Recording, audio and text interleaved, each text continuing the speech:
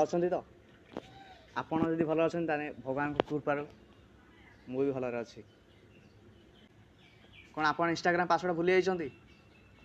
ଯଦି ଆପଣ Instagram password ଭୁଲି ଯାଇଛନ୍ତି ତାହେଲେ ମୁଁ ଆପଣଙ୍କୁ କହିବି କେମିତି ଆପଣଙ୍କର ଇନଷ୍ଟାଗ୍ରାମ ପାସୱାର୍ଡ଼ ଫେରି ପାଇବେ। ଯଦି ଆପଣଙ୍କ ଇନଷ୍ଟାଗ୍ରାମ ପାସୱାର୍ଡ଼ ଭୁଲି ଯାଇଛନ୍ତି ତାହେଲେ ମୁଁ ଆପଣଙ୍କୁ କହିବି କେମିତି ଆପଣଙ୍କର ଇନଷ୍ଟାଗ୍ରାମ ପାସୱାର୍ଡ଼ ଫେରି ପାଇବେ। ତ ଆସନ୍ତୁ ଦେଖିବା।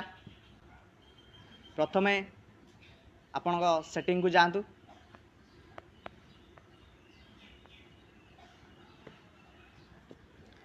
ସେଟିଂକୁ ଗଲା ପରେ ତଳକୁ ଟିକେ ପଳେଇ ଆସିବେ। ଏଇ ଯେଉଁ ଗୁଗଲ ଲେଖା ହେଇଛି ସେ ଗୁଗଲକୁ ଟ୍ୟାପ୍ କରିବେ। ଟ୍ୟାପ୍ କରିସାରିଲା ପରେ ତାର ଏଠି ପଳେଇ ଆସିବ ଅପସନ୍ ପଳେଇ ଆସିବ ads autofill backup device and share find my device mobile data messaging.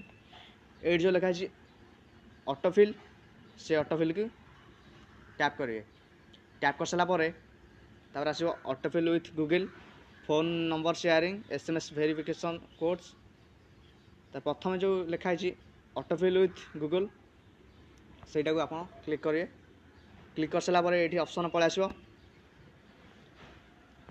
ତାପରେ ଏଠି ଆସିବ account personal information address password and preference. ये जो पासवर्ड लिखा है सेटा क्लिक करूँ। क्लिक कर सारा ये पड़ा आसो फेसबुक एंड इंस्टाग्राम को ओपन करेंगे।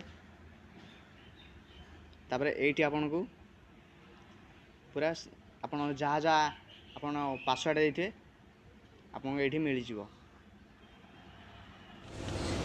देखिले मुझे करके आपको देखे आपण इंस्टाग्राम पासवर्ड फेरी पाते।